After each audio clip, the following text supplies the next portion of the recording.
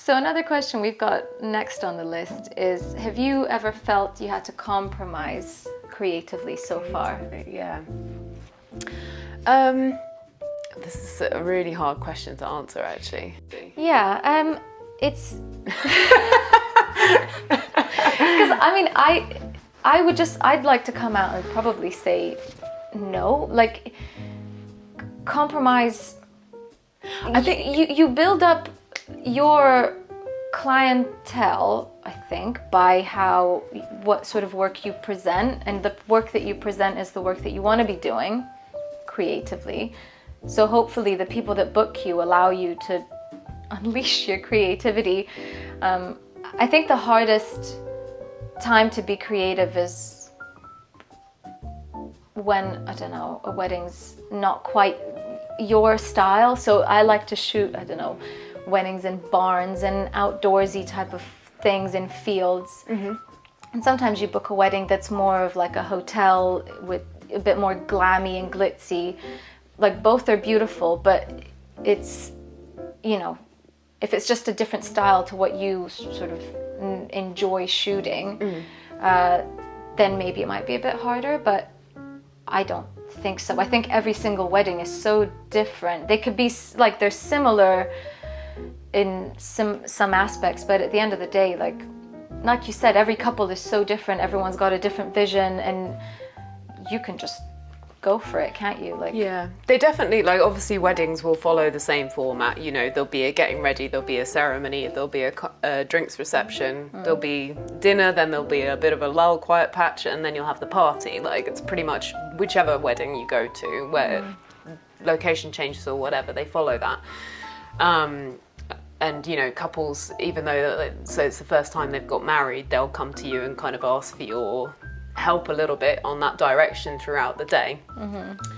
Or maybe even if they don't ask for that help, I give it to them. no one wants to know, Amy-Rose. But I think in terms of creativity, like, our job is like a real kind of mixture of, especially from a photography point of view, like every kind of photographer, you're wearing their hats at some point throughout the wedding day. So yes, you're kind of a studio photographer. You might be like a landscape or like an interior photographer, like when you're shooting details and stuff. Documentary, obviously, for most of it. And then you're also managing people for the large part of the day, like director. Yeah. So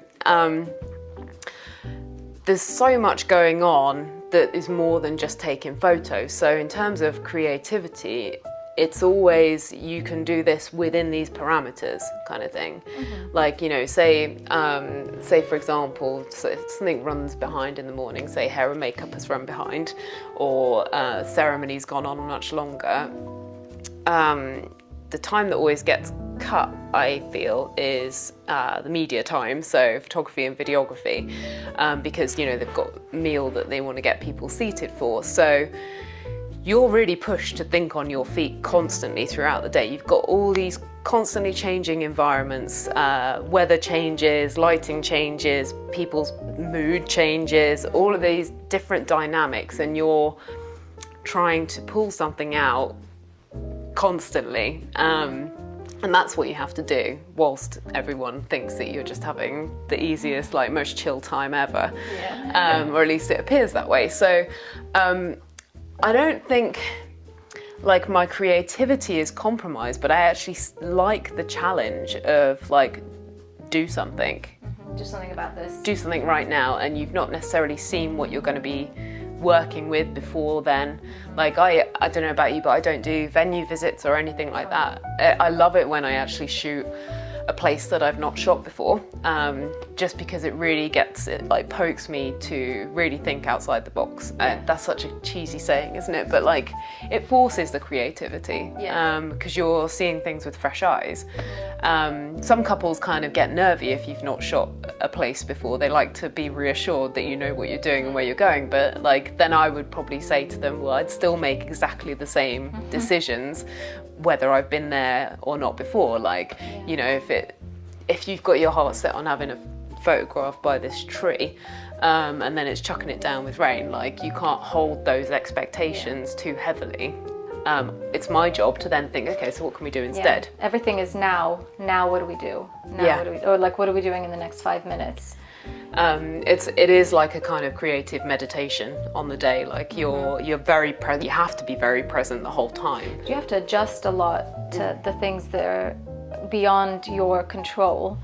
As a videographer, I think I find as well, sometimes things happen where you have to adjust the type of things that you're filming. So my films, for example, are a certain length. I remember I did one wedding where they were due to have a 10-12 minute video, and a couple of days before they emailed me to say our church has just said that we're not allowed to film the ceremony. They were fine with that, and I was obviously too. But then I've got a whole chunk of my video that's dedicated to the ceremony that now is just, I'm gonna need to fill with other things. So this was in London actually. It was really nice because we then went on to Hawksmoor, which is a really nice like steak restaurant where they had their reception, and I spent the rest of that day filming like people mingling, but in as creative way as I could. So like I was shooting through glass, through lights, and getting really, that was one of the more creative shoots I did, because I thought, oh my God, I need to fill this space that I won't have, you know, to make a video out of. And that, I think, is when the rug gets pulled out from under your feet is when you get really creative. It's not the weddings where, yes, I've been there before, I've done all the ticks, I know exactly what I'm doing, because then you can fall back into a bit of a, yeah, you know, I've done this before. But when you don't know what you're doing, when someone says, actually, we're not going to do the portraits now, you need to do them sometime later in the evening, then suddenly you have to figure out how to make that work. And more often than not, it becomes something really great because you've not done it before. You know, it goes back to kind of shooting those earlier weddings as well, where you've not necessarily got a huge budget that's been spent on beautiful flowers, or, you know, maybe a dress, or, you know, things don't necessarily look as pretty as you might have seen something on Instagram. But, you know, whatever the couples make their choices, and, you know, they've booked you, you gotta make it work. So even I think my first wedding, I might have shot for like 500 quid, something like that. And actually it was a very beautiful wedding, so I was very fortunate. So they got a bargain. They got a bargain too. It was it was a very beautiful wedding, and I kind of wish that I'd been able to shoot it again now, you know, with everything that I know. But yeah, like, it's that term you use of pulling the rug under, it kind of shakes up that creativity and your mindset and approach going into weddings, because I feel like if things are too easy, you can easily get I don't know, you can rest on your laurels, or just kind of go to do what you always do, and that's not necessarily exciting for, you know, you need to be engaged with the job as well. Absolutely. Like, COVID was a good one with this as well, because you had that's so true, a wedding with no evening party, no dancing, 15 guests. I did one of those because I was pregnant at the time, so I had to give my weddings away, but I did one of those where they had a first dance and that was it. And I knew that again, you have to fill the film with the same people, you know, in the same location. So you just went mad with just everything, filming flowers, and you just become this nature documentary, because there's so much there is actually so many different ways to capture that wedding in a more creative way than what you're used to, because you're used to these like big weddings where there's like all these things happening, and you can just like, oh, cool. Wherever you point that lens, it's it'll gonna look amazing. Good. Like the decoration's amazing. There's so many different people that, you know, you never run out of faces to film or photograph, to shoot. So yeah, it's helpful, I think, to stumble a little bit. Yeah. So creativity is never really truly compromised. It's whatever you do, you've just got to produce something creative. Yeah. Don't get stale. Yeah. No stale. So how do I differentiate myself in the marketplace? Another question. So we actually touched upon this before we actually started. Mm-hmm. We started saying it's hard to tell because once you've worked for a while, you just let your work speak for itself, and I'm speaking for myself personally. Mm-hmm. I don't really know how I differentiate myself because but I remember when I started out, it was a bit more of like, what can you offer that other people can't? But also when you're starting out, you want to offer everything, which is probably something that you feel like you have to do, but eventually you have to know to cut down on the things that you don't actually want to do. Yeah. I think you'll save yourself a bit of time if you are more specific. Yeah. Maybe, if your goal is to get the business a fully booked wedding season, like within a couple of years, like making it niche. I mean, some people do like styled shoots or they'll pay to go on workshops and all this kind of stuff. I've never actually done a workshop with another photographer or videographer or anything. So I've done like a couple of styled shoots at wedding venues before when I've been asked to do them. But again, they came much later on once I'd established myself. So I know that a lot of people do those as kind of like to build their Instagram up, just to kind of get a flavour of this is the sort of couple that I want to work with, really. Yeah, because the work you put out is the clients you will then get. Yeah. I wish I did that. I had the luxury of doing that in the beginning. I just didn't. I was like, anyone, please hire me. Yeah, neither of us did. I can do baby photography. I can do christenings, anything. All sorts. But then, I think you have to catch yourself at some point and be like, right, what am I actually good at? And then narrow it down to that. Yeah, I think that's it. Like, I just always kind of thought, well, I'm just good at working with people, and people have weddings. So, like, I wasn't too honed in and specific on the kind of client. When we say kind of client, it sounds a bit judgmental, doesn't it? But like, maybe each wedding has a budget, right? And I know that one of the other questions that we've got, which I think might be a good time to answer now, is like, how do you price yourself, and what kind of weddings do you want to be shooting? Do you want to be shooting something high-end, or do you want to be shooting at your local working man's club? Like, and like both are totally valid. Like, I know photographers and videographers that price themselves quite low, but they do like 80, 90 weddings a year, and like they make as big a wage as I do, more like they make more money than I do because they're so much more affordable. Well, this is it. Like, you can shoot 10 weddings at $5,000 a year and earn 50 grand, or 50 weddings. 50 weddings at $1,000 and earn 50 grand. So it's, I guess the question I ask myself is like, how often do I want to be shooting? I want to work with people who I might be friends with. So what are these people looking for in a wedding? How high is their budget? How high is their budget, and what are their priorities in a wedding? Like, I am very humbled sometimes when I find out that I'm actually one of the most expensive suppliers at a wedding, and you realise that someone's made the cake, or their friend's a florist, or they got their dress secondhand or something like that. And I genuinely love the clients that I work with, and they are all different, but I feel like most of them I could just easily be friends with anyway. So I feel like I've somehow managed to niche myself, and I don't know exactly how I did it. It's just, putting out like what you enjoy shooting. So I would say I'm probably like middle range at the moment, £2,000 for a wedding day. But again, like, I started at £500, and that kind of, I think I then jumped to like 900, and then like 1,200, 1,300, and then you just have 16, 17, and then you judge yourself by your capabilities and also what everyone else around you is charging, which is really hard to do because it's so hard to sit down and look at other people's work and be like, they're better than me. Okay, so they're better than me. They're worse than. Okay, so I should be pricier than them. Like, it's not as simple as that. That's interesting you say that, because I've never actually kind of done that and really like looked.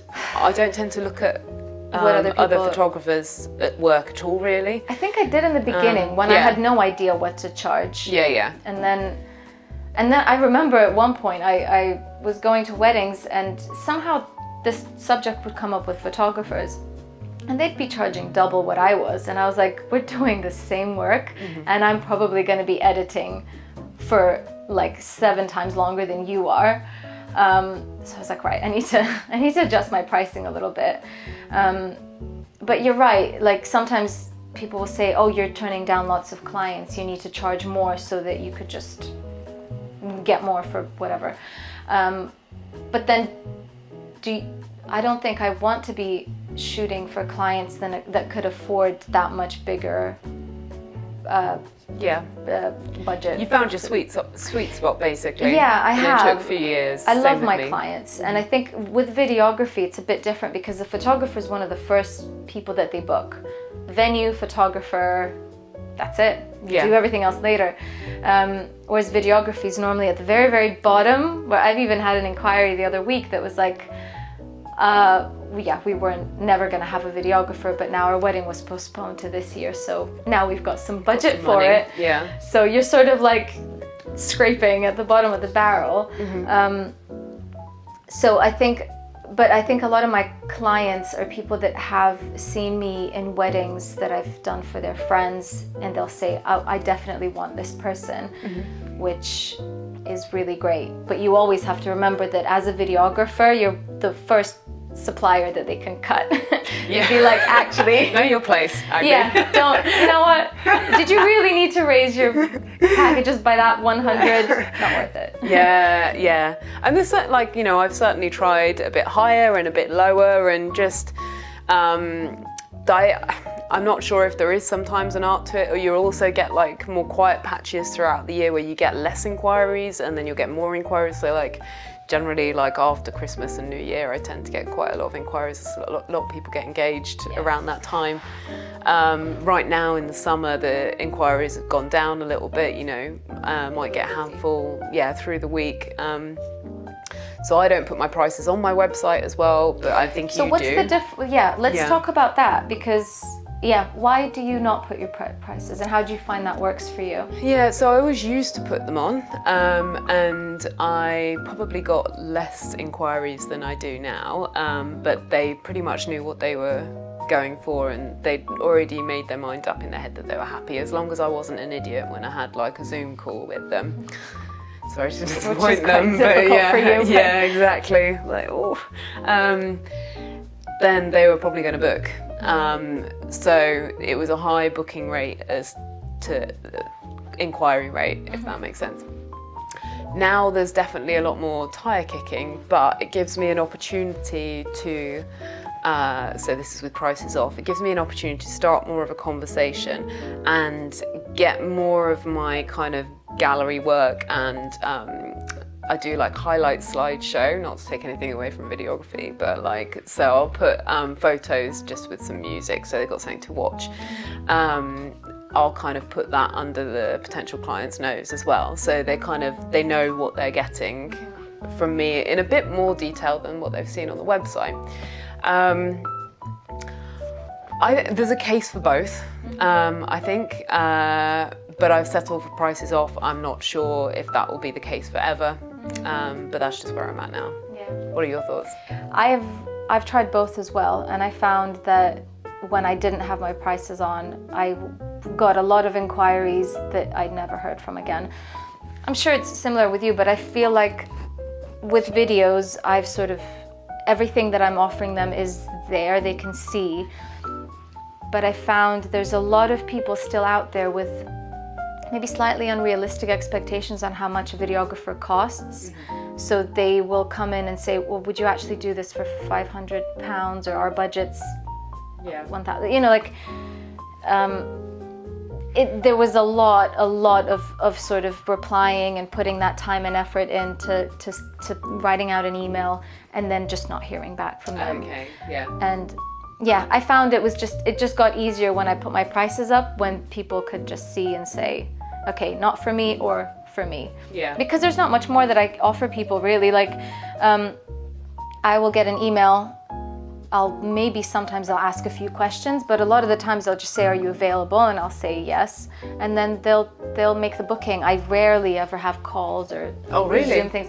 Yeah, not really, because I think, again, by the time they've booked me, they've had the calls with you with their, like, they know what a wedding looks like. Yeah. I think with the photography side of things, it's still at the very beginning of their planning, and they're a bit like, should we have this call? With videography, they're like, right, you know, like, we can see on your videos what you do. We've spoken to the photographer who's going to be doing the same thing essentially with, you know, what you do on the day.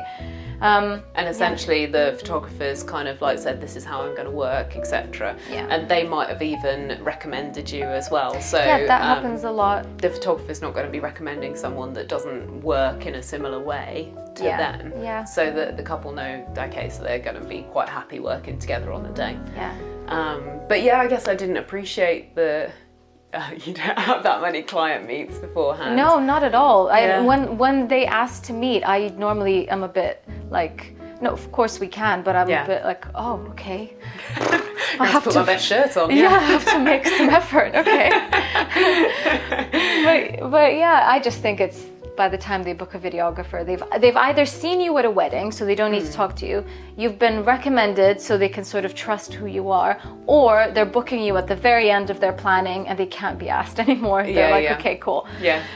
But also, because I got married myself 4 years ago, and when I was looking for photographers, videographers, I got so frustrated when I couldn't see people's prices. Okay. And when I'd emailed them, I'd have to wait for them to email me back, and it just was like such a faff. Like, you just want to be like, tick, yes, no, do they fit? Because a lot of the times people will, obviously they'll look at your work, but they're working with a budget. So if you're £500 overpriced, they're not even going to consider it. Yeah. Whereas if they look at your work and they think, this is so good, and then you say, bam, this is how much you cost, you might be able to convince them because you're a photographer. Again, they're still at the beginning of their budget, their planning, they can have that leeway.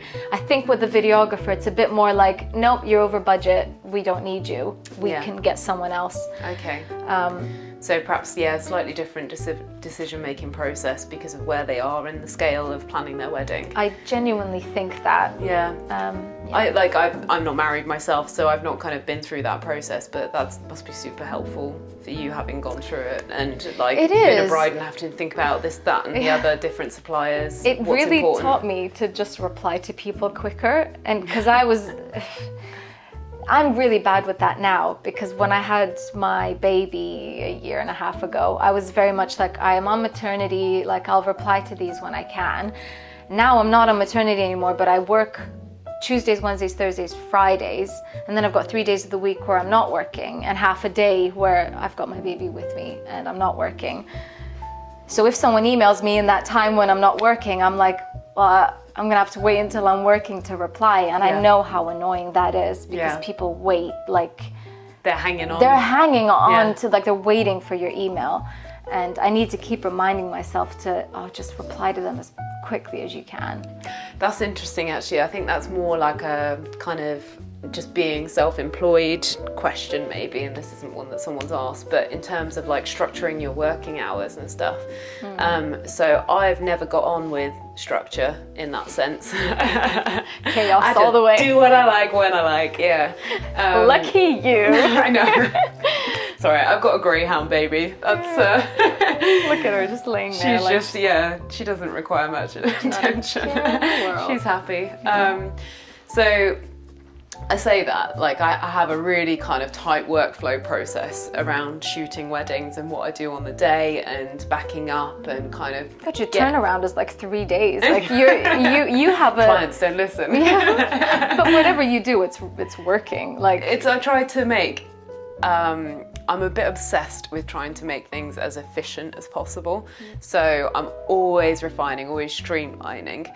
And I've found that I'm better off answering emails just on the hoof, like when I've got a chance to do it, rather than going, right, I'm going to look at this when I'm in the office, which is basically now me sat with my laptop on my lap on the sofa. Yeah, this is the office. Yeah, I mean, I had a studio for like 2.5 years in the jewellery quarter in Birmingham, and I just thought, it'd be good to have a shop front. People can kind of come and see me, and we'll have our meetings there. I ended up doing the majority of our meetings in the pub. So I was like, why am I spending all this money on a studio? Like, it looked lovely and it was nice to go somewhere, but I didn't need it.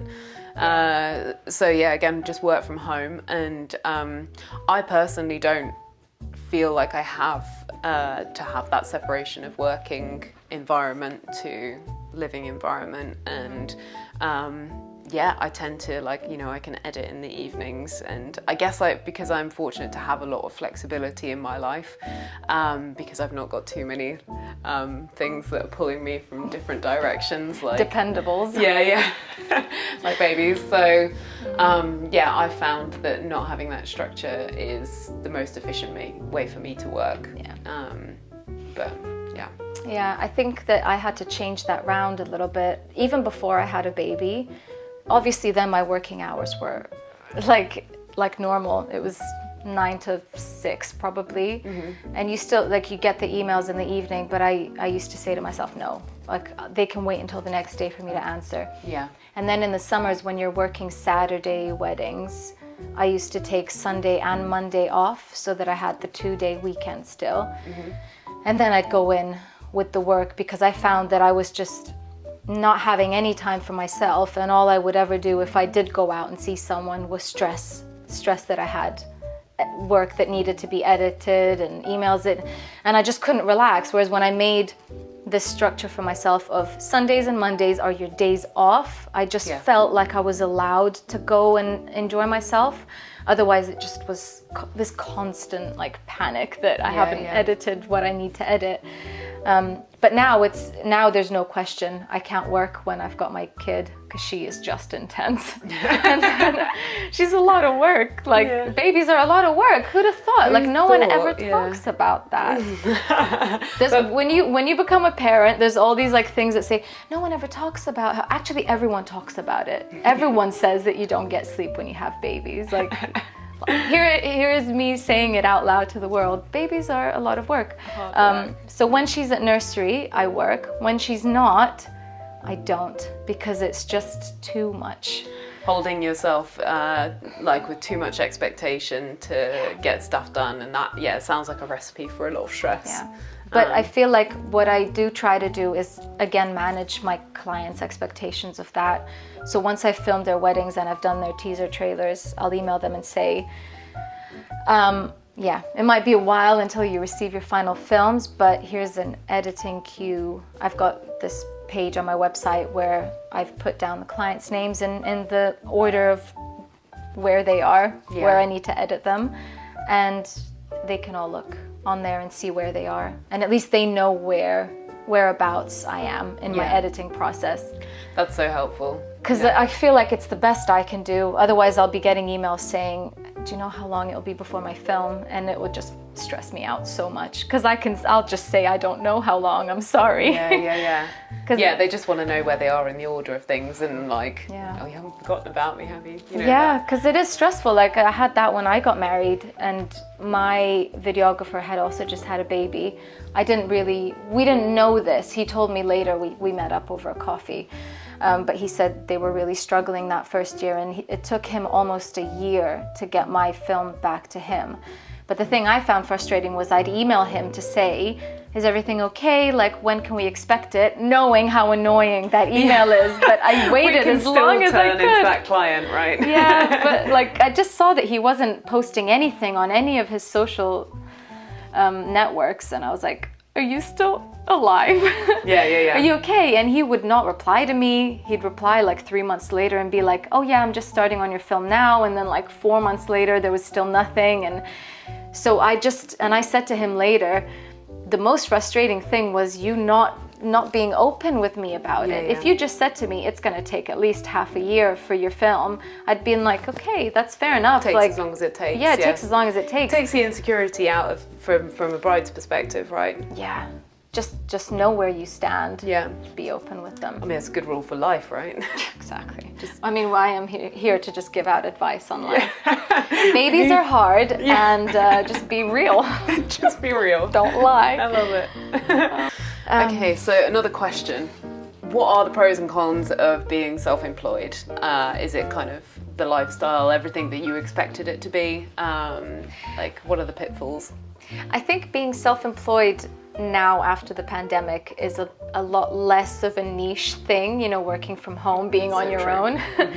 But when we were doing it before everyone else was doing it, definitely loads of pros, loads of cons. I'd say the best thing about it is the flexibility of your time. Obviously, like we were just saying, you still have to make that time to sit down, answer emails, write up contracts, send out invoices, have calls, have meetings. Like, it's still, a lot of that is very structured. So you'd almost feel like you could do with an office and a 9-to-5 job, because essentially that's what you're doing. But in terms of where you're working, before I had a family, before I had Mila, the Tasmanian devil, as my child. She's a little hurricane. She is not She's a dog, by the way. Yeah. She's not a dog you can just leave to your neighbor to look after while you go away. So, yeah, I used to, you know, film in the summer and then in the winter go back to Lithuania for a month or two, spend time with my family, edit there, shoot weddings abroad, go to France, just go wherever people asked you to go, and then kind of nomadic lifestyle. Completely. If you want it to be, you know, you can take your laptop and while you're not shooting on the off season, just go wherever you want. Nice. You can go see your friends whenever you want, and then while they're at work, you know, you can do your editing, which is brilliant because you do get to see a lot of the world if you make time for that. Yeah. But then there comes the responsibility of carrying your business as a sole person. So like we were saying, you have to do your own taxes, you have to answer your own emails. Like that's not a hard thing to answer an email, but you are your own. The buck stops with you, right? Yeah. There's no one else to point the finger at. Although I do have an accountant, because that just got too confusing after a few years. Oh, I got someone who sends the stuff out for me. Although I have one day a year where I sit down and just open up all my bank statements. It's so like it's not how you see it in the films. Like I just sit there on the floor with like 3 laptop screens and go, right, PayPal. Is that an expense? What was that purchase? Anyway. Besides the point, Don't choose. They can go on expenses, right? Yeah, surely that's business related.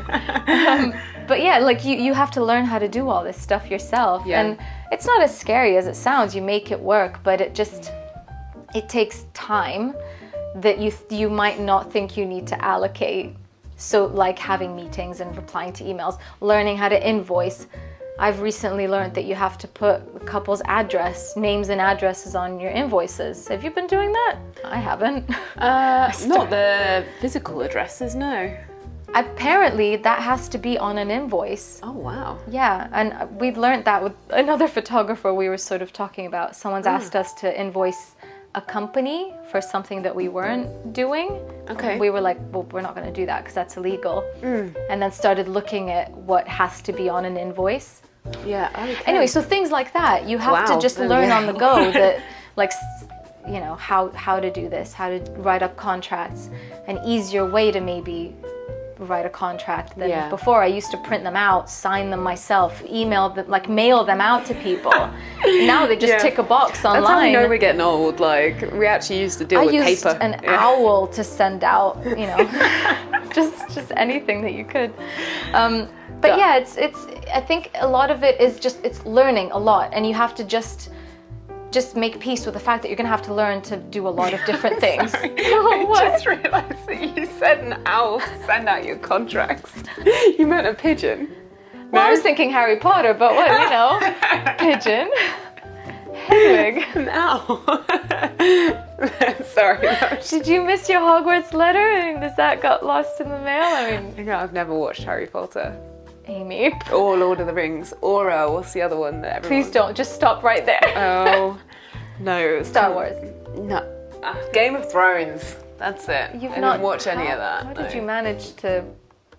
Well, I saw a meme recently that was like, I really respect people that have never watched like one episode of Game of Thrones because they are really untouched by what pressures of society. I was like, I'm that person. That's me. I never watched it. But yeah, so your owls, and out here. So I stopped sending owls out when I realized that you could just do it all do online. a pigeon instead, yeah. Do a tick on a box. So things like that, you know, like. Do you use client management software? No. Oh, you don't? Okay, that was a huge game changer for me, especially with the old prices off the website. Yeah. Like, you know, just having that automated workflow. So every time I need to send an email to a client inquiry, it's just a tick on a box. It's the same thing every time. That's so my good. Contracts, they're all saved. Their invoices, everything's saved. So the program does it all for you. Yeah. So how much do you pay for that? Because I'm always a bit No like, idea. if I can do it myself, I'm not going to pay a program to do it. But it does save a lot of time. That's like the battle that I had in my own mind with getting an accountant, but it was just worth so much. Well, like, accountants time different lost. because they can actually save you money. I know my accountant saved me thousands of pounds just by knowing what to expend. But yeah. But again, So you become that person who makes those decisions for yourself to say, do I save money on this and spend on that? You know, you're not just someone who's employed and gets a wage and goes off to do stuff. You have to make these big decisions down the line. And also, when you work a job that's seasonal, you have to be very good with your money. Like you probably are. I know I am. Because you have to be. You have all your money coming in the summer, and then no money coming in except for like deposits and maybe upgrades in the winter. And sometimes you have a pandemic, and sometimes you get pregnant, and then you have maternity, and you just get no income for 3 years. Yeah. You have to have money put aside to last you that time. Yeah, you're working yearly rather than monthly, going from the monthly paycheck. So when I was employed in other jobs, that was it. I just lived month to month, really. But so you might end up with like tens of thousands coming in over the summer months And on you think, each month. I'm loaded, let's buy a yacht. Yeah. Turns out you can't just do that. Just going to open a Greyhound rescue centre. That's a lot That's actually what I nicer wanna than do, yeah. Great joke. Thinking about doing it, yeah. Here I am saying I want to buy a yacht. So, yeah, I mean, with the client management software, what it came down to is time is money for me. Yeah. So, but then I think also, again, like me being a bit obsessive with the efficiency thing, this is a pitfall for me as being self-employed, when you're constantly thinking time is money, you start seeing everything in your life is like, is this worth my investment? To have this moment with this friend and having a cup of tea, is this worth more than me sat in front of a computer sending some emails? So you almost have to reevaluate where you spend all of your time in life as well, I think, because if you can work at any opportunity, why don't you work 24/7? And you can earn like 3, 4, 5 times the amount if you want to. It's just, where do you draw the line? And that's when it becomes, I think, useful to have working hours, because then you are constantly evaluating your time. And could I be working instead of going to have a coffee with my friend who I haven't seen in 3 years, you know? And that's actually something that, like, the constant sort of prioritizing of things in your life and readjusting your expectations and priorities is something that I don't really give myself any credit for, but I do all the time. Because if you always put your business first, it means that obviously other areas in your life are going to suffer, but you're still, career orientated, ambitious, driven, however you want to say it, because generally those are the people starting their own businesses, right? Because they're passionate about and engaged in what they're doing for a job. I mean, I'm not saying like, people that are employed aren't, of course, but you kind of want that independence and that responsibility, and you know that that kind of working style suits you because you can be very responsible for yourself. Yeah, I think responsibility is a big one here. You just have to be very responsible for what you're doing yourself. Look into the future and not just, I got £2,000 coming in one go, just spend it. Yeah, on my makeup, Greyhounds. Easily done, Greyhound collars, Yeah. It's a good job, but you have to be realistic about how to maintain it and maintain your sanity, because there does come a point where I've had summers where I realized that I was just so stressed about just, because it takes a lot longer to edit a wedding. I mean, you know this all the time. I'm constantly complaining about my backlog, and I've always got weddings that are just piling up on top, and I feel like I just can't breathe sometimes. But then, you know, saying to yourself, look, these moments I have with my family in the evening are important to me. My daughter's only going to be 1.5 once, and she's only going to be learning to talk and babbling and making me laugh now, and I need to enjoy those moments. So I'm going to work when she's at nursery, you know. I mean, it's the same, you know, for you. You're still young, you can go and do stuff, you can go and see your friends. So to be saying to yourself, oh, but I could be working right now, I think is sometimes a little bit unfair to yourself and the life that you're building. Like, the reason you do your job is so that you can live your life and enjoy it. So that's it. Like, it's a paradox in itself sometimes, like, and it's something even 8-9 years in I still struggle with. Is like that feeling of I should be doing this. It's hard to stifle that feeling, even when you have a structured, like, working hour day, because you still feel like, oh, I could, like, I'm in the car now, I could just quickly reply to an email. It never goes away. I mean, there's office jobs that are like that as well, where even on weekends, you know, people are like, oh, I just can't switch my phone off. Yeah, it's not exclusive to self-employed, but I can't imagine not being self-employed now, having been employed. So this is actually like, and I'm including the smaller jobs, like working in dog kennels, working in tea rooms, working in retail, restaurants. So this is actually my 13th employment, and it's self-employment. Wow. My other jobs, like, I think the longest I was in another job for was 1.5 years. Just nothing quite suited me. So I realised that I needed to be my own boss, because I'm not great at being told what to do. So this suits me. You're just like your dog. I mean, you guys are perfect for each other. That's it. And I realised that I needed to probably be the one doing the telling what to do. So you know, weddings, it suits me perfectly being the photographer. But so plenty of like great things about being self-employed, like the freedom it affords more than anything for me. And doing what you love to do. And you can, at the end of the day, like, shake up what you're doing and say, right, like, we had this conversation a couple of weeks ago, just don't feel very creatively, I don't know, we need to do something else, let's do something else. And we can do that, which is amazing. Being creative for creativity's sake, And that is a privilege, to be able to have the time almost to do that. Or maybe not have the time, but give you're checking with the boss, is the time to do this kind of thing. And yes, well, that's a worthwhile thing for you to do, so yes, do it.